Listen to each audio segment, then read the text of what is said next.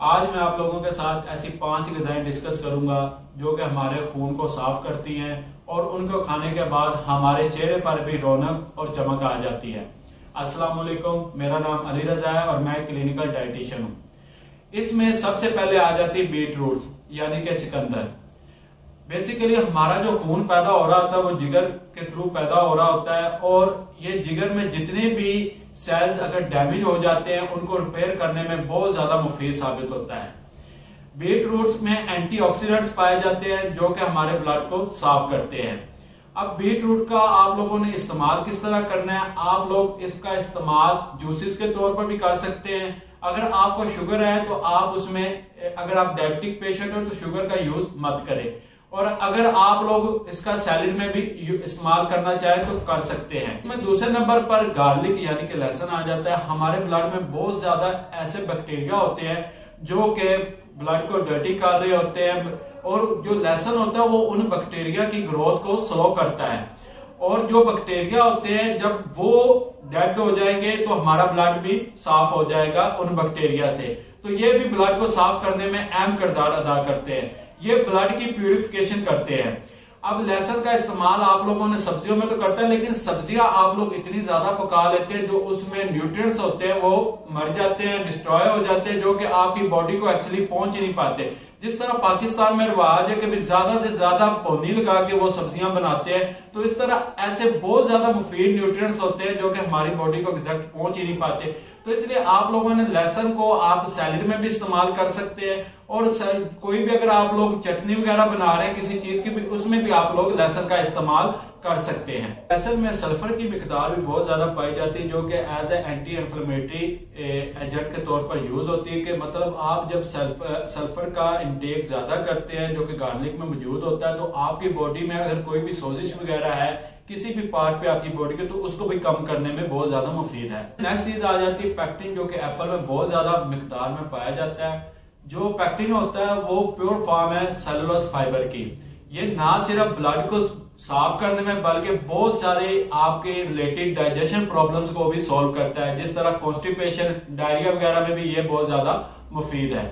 लोगों ने फलों का इस्तेमाल फौरन खाने के बाद नहीं करना। मिसाल के तौर पर अगर आप लोगों ने ब्रेकफास्ट किया तो आप लोगों ने लंच करने से पहले 1-1.5 घंटा पहले आप लोग कोई भी फल खा सकते हैं। वो किस लिए उस टाइम आपने खाना है? अगर आप लोग खाने के फौरन बाद किसी भी फल का इस्तेमाल करते हैं तो जितने भी फल है वो आप लोगों को कैलोरीज दे रहे होते हैं। इस तरह आप लोग हाई इंटेक ऑफ कैलोरीज करते हैं। अगर आप लोग कैलोरीज का इंटेक ज्यादा करेंगे तो आपका वेट भी ज्यादा बढ़ जाएगा। तो आप लोगों ने अपनी कैलोरीज का भी हिसाब रखना है कि कितनी कैलोरीज आपको पर डे रिक्वायर्ड है, तो उस हिसाब से आप लोगों ने फलों का इस्तेमाल करना है। इसमें नेक्स्ट आ जाता है कच्ची सब्जियां। कच्ची सब्जियों में विटामिन, पोटेशियम और कैल्शियम की बहुत ज्यादा मिकदार होती है जो कि ब्लड को साफ करने में हेल्प आउट करती है आप लोगों को। तो आप लोग कच्ची सब्जियों का ज्यादा से ज्यादा इस्तेमाल किया करें। सैलेड का बहुत ज्यादा इस्तेमाल किया करें, जिस तरह खीरा, टमाटो वगैरह, इन चीजों का बहुत ज्यादा इस्तेमाल। ये एंटीऑक्सीडेंट्स है। लेकिन अगर आप लोगों को कोई भी किडनी की प्रॉब्लम है तो आप लोग ये मेक श्योर किया करें कि आप लोग टमाटो यूज ना किया करें, क्योंकि 100/5 ग्राम उसमें कैल्शियम ऑक्सैलेट होता है, जो कि जो किडनी के पेशेंट होते हैं उनके लिए तो 1 ग्राम भी बहुत ज्यादा होता है। तो आप लोग इसको इस्तेमाल ना किया करें। कच्ची सब्जियों में एंटीऑक्सीडेंट्स की अमाउंट भी बहुत ज्यादा होती है। जैसे जैसे हम एंटीऑक्सीडेंट्स सब्जियों का ज्यादा इस्तेमाल करते हो वैसे हमारा ब्लड भी ज्यादा साफ होता है। जिस तरह हमारा ब्लड साफ होता है इसी तरह हमारी स्किन भी साफ होती है। नेक्स्ट आ जाता है टर्मेरिक यानी कि हल्दी। ये सोजिश वगैरह को कम करती है, और जिस तरह आपको कोई चोट वगैरह लगी है तो आप नीम गर्म दूध में इसका इस्तेमाल कर सकते हैं। अगर आपको कहवा वगैरह भी पसंद है तो आप उसमें भी इसका इस्तेमाल कर सकते हैं। आपके बॉडी में कहीं भी सोजिश वगैरह हो तो वो इसको कम करने में मुफीद साबित होती है।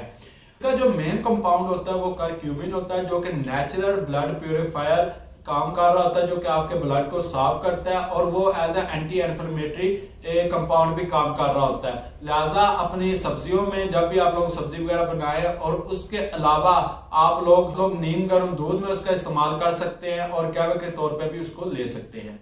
नेक्स्ट आ जाता है कैबेज यानी कि बंद गोभी। बंद गोभी में बहुत ज्यादा अमाउंट में विटामिन B6, पोटेशियम, मैग्नीशियम की मिकदार होती है, जो कि ब्लड को प्यूरिफाई, ब्लड को साफ करने में बहुत ज्यादा मुफीद साबित होते हैं। आप लोग बंद गोभी का सलाद में भी इस्तेमाल कर सकते हैं, इसका जूस भी बना सकते हैं और आप लोग इसको एज अ सलाद के तौर पर भी इस्तेमाल कर सकते हैं। इसमें नेक्स्ट चीज जो आ जाती है, जो कि सबसे मेन हर डाइटिशियन हर न्यूट्रिशनिस्ट जिसके पास भी आप जाएं वो आपको सबसे पहले ये चीज रिकमेंड करेगा या ये चीज पूछेगा, आप लोग डेली पानी कितना पीते हैं। तो आप लोगों का जो सबसे मेन जो कंपाउंड या जो मेन फूड है जो कि आपकी ब्लड प्यूरिफिकेशन में 90% से ज्यादा काम कर रहा होता है, वो आपकी डेली इनटेक ऑफ वाटर है। आप रोजाना पानी कितना पीते हैं, पानी की इनटेक अपनी बॉडी की रिक्वायरमेंट के मुताबिक किया करें। इसमें आप लोग ये भी आ जाता है कि आपके जो फ्लूइड आप ले रहे हैं वाटर, उसके सोर्सेज भी हैं, आप लोग जूस वगैरह भी पी सकते हैं, आप लोग कोई भी ड्रिंक वगैरह का इस्तेमाल कर सकते हैं। लेकिन आप लोगों ने मेक श्योर ये करना है कि आप लोगों ने 8 से 12 ग्लास के दरमियान पानी डेली पीना करना है। ये ना सिर्फ आपके ब्लड को साफ करता है बल्कि इससे आपकी किडनीज भी सेहतमंद रहती है। अपना ख्याल रखिएगा। अल्लाह हाफिज।